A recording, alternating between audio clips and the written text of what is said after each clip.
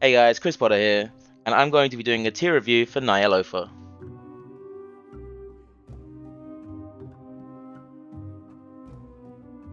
As usual, Limit started the tier by putting their head start to good use, clearing an impressive 7 bosses on their first day. When the servers came up on EU, we were excited to try and catch up as quick as possible. Rathian is a first boss that is a bit more punishing than a typical first boss. The mythic mechanic puts a restraint on your movement, resulting in your death if you move too much without clearing the debuff with a freedom or similar effect. In general though, it was an okay first boss. We wiped once to, I don't even remember, something stupid, and then we killed it on our second pull.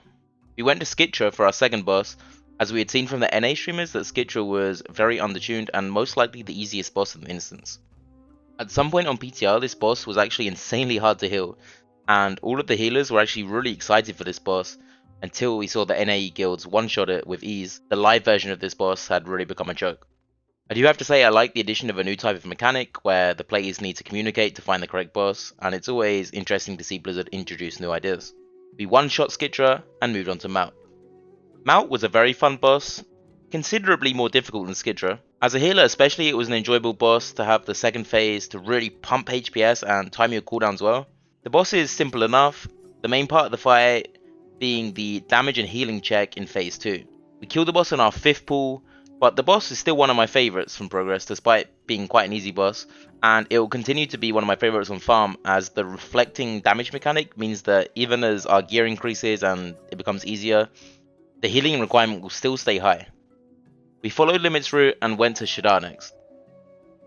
Again, another boss with fairly simple mechanics and mostly focusing on having enough healing and DPS and just not messing up.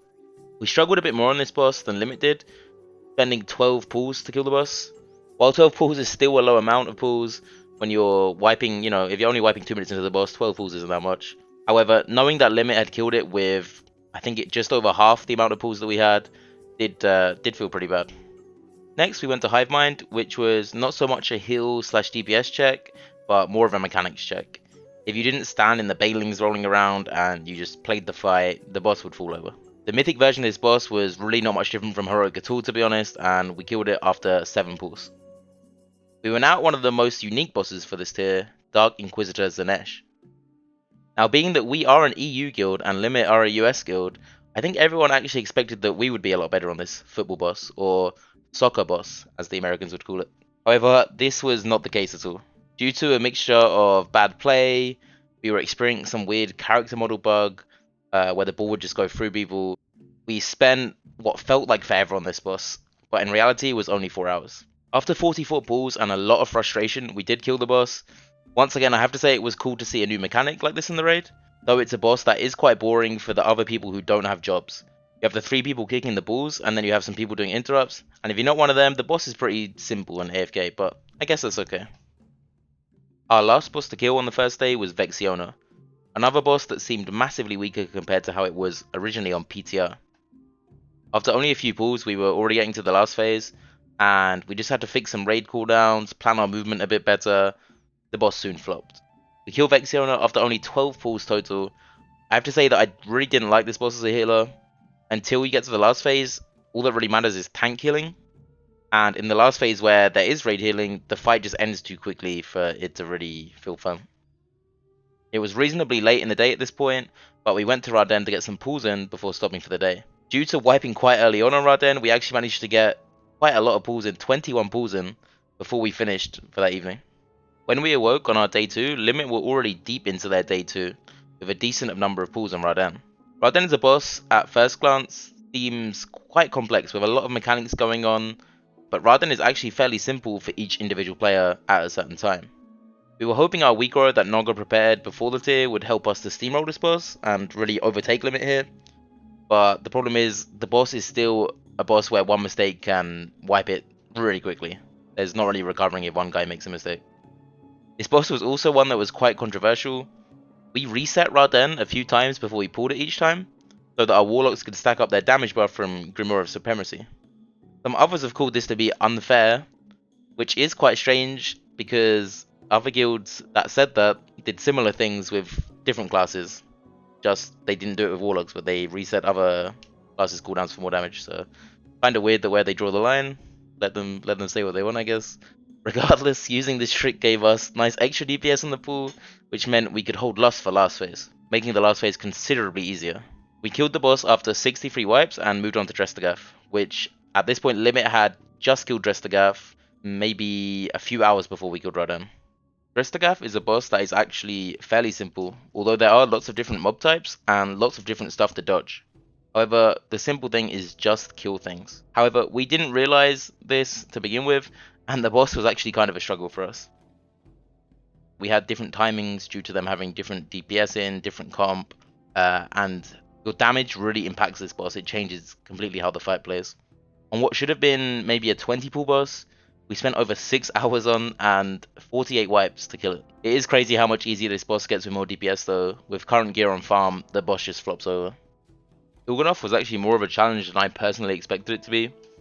I believe out of the top 10 guilds, only ourselves, Limit and Pieces played the fight as intended, which is dispelling the debuffs. We originally went for as many immunities as possible, including 3 blood decays to immune as many of the debuff applications as possible. We then at some point decided to lower the amount of immunities we had so that we could gain more DPS, as we were using some very undergeared characters to have the perfect immunity comp. This did set us back a bit, but the damage gained was probably worth it. We also started encountering a problem with our weak aura, which we heard other guilds also experience with their weak auras, in which it would show who should be dispelled incorrectly, so you would dispel a player who should not be dispelled, and boom, you wipe the raid. Small oversight in our weak aura, the oversight being that if people got hit by another circle, the weak aura would assume it was their own debuff circle, did cause a number of frustrating wipes, and in retrospect the boss might have been easier without playing with the weak aura at all. Obviously, there's no way to know this ahead of time. You don't know if a weak aura is gonna have a problem or not. So if the weak aura worked perfectly from the start, would have been amazing. But you win some, you lose some. One thing that did make this boss easier was having Roger Brown outside of the raid and calling the dispels, so that healers could just pay more attention to mechanics and just generally be less stressed. This was maybe the first boss where we could see right there the true value of the outside raid leader. It is a shame that many other guilds have only killed it with the non-dispel strat, because I think it is a more fun fight. It's more hectic for sure, but it's more fun fight with the dispelling strat. In the end, we killed the boss after 81 pulls, but at this point, Limit had actually already killed Carapace and were on Ny'alotha. We had 22 pulls on Carapace of Ny'alotha when we decided to call it for the night. The next morning, we went and split raided Heroic, as we knew that it would be very disappointing to wipe multiple low percentages on Carapace, and we would need to do heroic splits at some point in the week anyway. We then actually progressed Carapace and Agaf really quickly, in part due to us having Limit's kill video to watch, and the boss was killed only after another 18 pulls, resulting in a total of 40 pulls only to kill the boss. Carapace was perhaps my favourite boss. Its pacing felt quite nice, although phase 1 could have had a slightly harder DPS check. The movement and the kind of order of abilities and how they interact does feel really fun to play in the last phase. Finally, on the end boss, Ny'alotha, we knew we were quite far behind and we were really eager to catch up to Limit once again. Phase 1 of Ny'alotha is quite boring. Due to the raid being split into 2 for large parts of the phase, it was very frustrating to wipe due to the other team wiping, which you couldn't even see happening. You kind of didn't really know it was happening. You had no control over it. Suddenly your side would be doing great, the fight's going on, and then the other side wiped.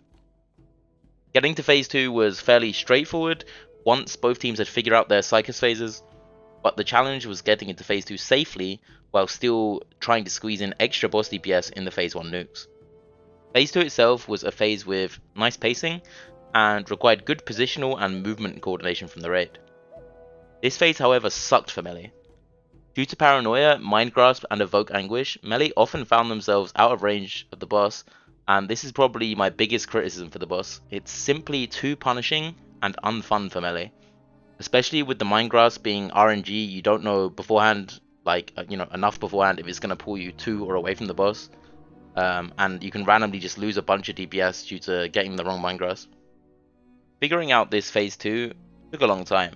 The movement for each ability and positioning for Evoke Anguish was something that took multiple pulls to work out. And while we were figuring this out, we could see Limit completing the Mythic only chamber phase and getting the boss's health lower and lower. We were very curious to see what was happening next as the boss kept going immune for Limit at 25%. This turned out later to be a bug and not intended, and they did kinda get trolled hard by Blizzard here. After getting phase 2 right the first time around, The Mythic Chamber phase was relatively easy, and it was all about getting through a second phase 2 safely and killing the boss. Sadly, as we were starting to get the boss health lower in this phase, Limit did kill the boss.